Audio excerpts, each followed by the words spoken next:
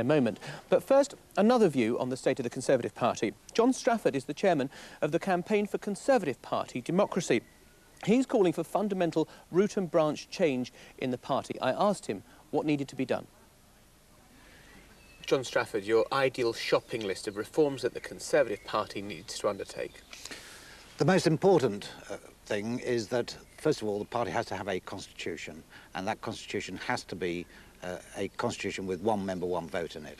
And that's the most important thing, because at the moment, legally, the Conservative Party doesn't exist. It's a collection of groups of individuals, the parliamentary party, voluntary party, professional party, and so constitution is number one. So one member, one vote. One member, one vote for what? What are they going to be able to vote in?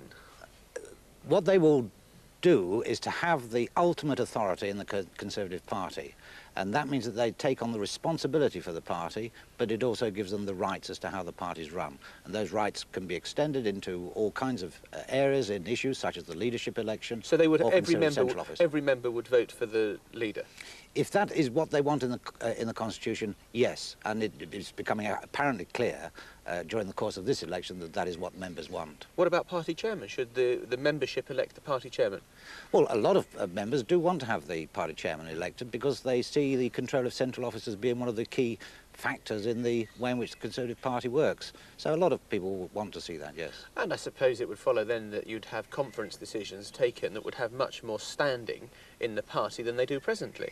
Absolutely, and it would mean that you would be able to motivate the membership because they would at last have a say and a vote and some way in which their views can be heard and taken account of. There, in effect, will be accountability of the leadership of the party to the party members. And presumably you're not that far then from almost having mandated MPs where a policy has been agreed at the party conference, they then have to go to the House of Commons to represent that particular policy that's been agreed. That's a huge jump, and it goes far, far further than anything I would even dream of doing. No, because we recognise that the leader of the party has got to run the party in the House of Commons, and so the leader of the party will be able to look at policies that the party members want, and he would then be able to give them his priorities in terms of pursuing them. The reason I stretch you out this, it sounds exactly the shopping list that the left wing of the Labour Party had after they lost the election in 1979, and some would argue that those policies which they won on prolonged Labour's period in opposition. Yes. But what you're doing is you're looking at the Labour Party in 79, and the Labour Party even today is still dominated and controlled by the vested interests of the trade unions. Even today, the trade unions still have 50% of the votes at their party conference. They still have most of the funding of the Labour Party takes place by the trade unions. There is huge centralised power in the Labour Party now. John Major would have killed to have that centralisation of power, wouldn't he? Well, there's certainly going to have to be a quid pro quo between giving rights to members and having more power in the centre.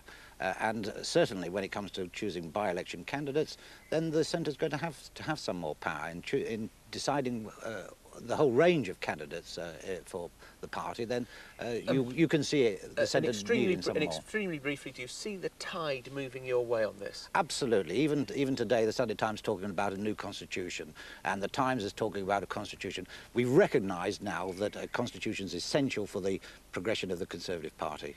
And Edmund Burke said, a constitution without the means of change is a constitution that will die. Well, the Conservative Party hasn't at the moment got a constitution, and it's dying.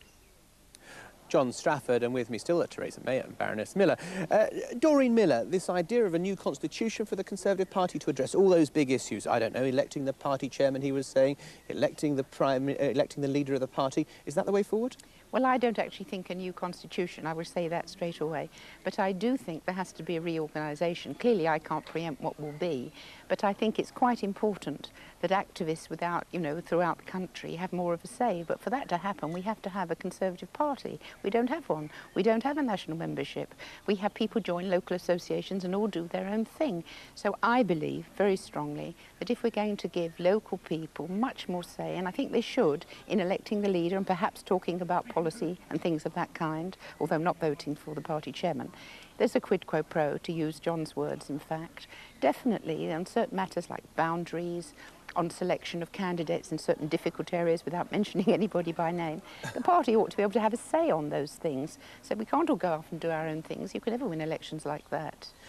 Theresa May, I was travelling with John Major throughout the contest, and I went to every single rally.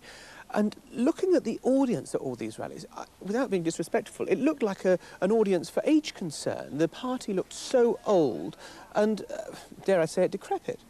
Well, I think you've just got to look at the sort of people that we've got here at the lunch party today to know that that is not the case.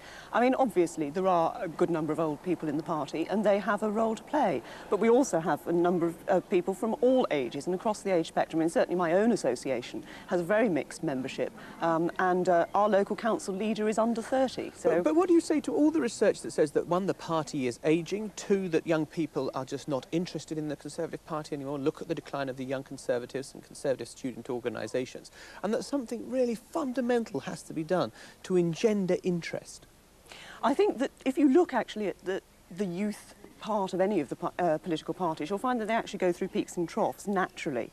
In fact, if you look, for example, at some of the universities like Reading, the Conservatives there are actually going through a great resurgence at the moment, and there's a lot more interest in Conservatives. Yes, we've got to show that we appeal to people, and we've got to show that we have the policies that are going to interest them. Doreen Miller.